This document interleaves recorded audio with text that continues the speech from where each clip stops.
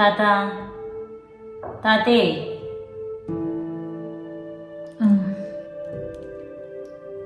നീറ്റിട്ട് ഈ ചായ കുടിച്ചാണേ.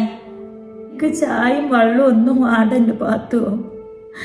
എൻ്റെ കുട്ടി എത്ര ദിവസങ്ങളായി ഒരു നുള്ളു വെള്ളം പോലും കുടിക്കാണ്ട് ഒരേ കെടുപ്പ് കെടുക്കൽ തുടങ്ങിയിട്ട്. അങ്ങനെ കെടുക്കുമ്പോ എങ്ങനെ ഇവിടെ തിന്നാനും കുടിക്കാനും ഒക്കെ പറ്റുന്നത്? അപ്പൊ ഇങ്ങള് എന്താ എന്റെ താത്ത കുട്ടിയോളെ പോലെ ഇങ്ങനെ തിന്നാണ്ടും കുടിക്കാണ്ടും കിടന്ന വന്ന മുസീബത്ത് ഇല്ലാണ്ടാവുവോ? നീറ്റാണേ ഒരു നുള്ളി ചായന്റെ വെള്ളെങ്കിലും കൊണ്ട് കുടിച്ചാണേ.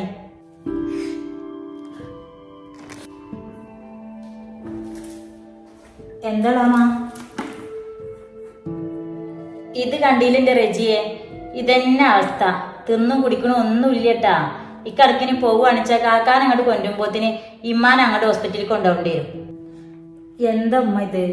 നിങ്ങളും കൂടി ഇങ്ങനെ ആയ എങ്ങനെ ശരിയാവുക? അല്ലെങ്കിലോ പ്രഷറും ഷുഗറും ഒക്കെ ഉള്ളതാണ്.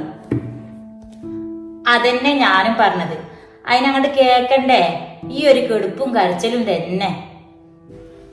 നിങ്ങൾ എണീറ്റിരുന്നാണ് നിങ്ങളുടെ അട്ടിയാളമ്മ ഞാൻ കൊടുത്തോളാം. നീറ്റാണ്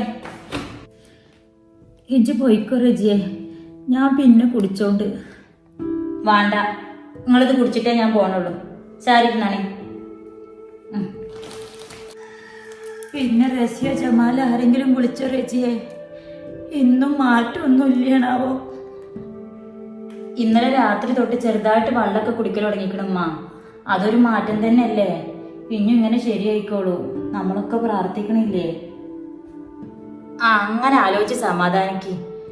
അല്ല റജിയെ, എന്താ ഇപ്പൊ റുബിയുടെ പാട്? ഓളിപ്പം ഇതുപോലെ തിന്നും കുടിക്കാണ്ട് ഇരിക്കുന്നതാണ് അപ്പൊ അവിടെ. ആര്? റുബിയോ? ഏളാമാക്ക് എന്താ കിട്ടിക്കണത്? കാക്കാക്ക് ഇങ്ങനെ വെയ്യാണ്ടിരിക്കണ അവസ്ഥയിലും കൂടി ഓളെ കാര്യങ്ങൾക്ക് ഒന്നും മുടക്കം വരുത്തണില്ല. അതൊന്നും പറയാണ്ടിരിക്കുക നല്ലത്. ഓള് കാര്യം ആലോചിച്ചിട്ടൊക്കെ ഒരു ബേജാറും ഇല്ല പാത്തു. എൻ്റെ മുഫിമോളെ പാടെന്താണാവോ? എൻ്റെ മകൻ തള്ളി പറഞ്ഞാലും വീണ് പോയാ അതിന് താങ്ങാൻ പറ്റൂല. മുഫി കാര്യങ്ങളൊക്കെ അറിഞ്ഞിക്കണില്ലേ റജിയെ?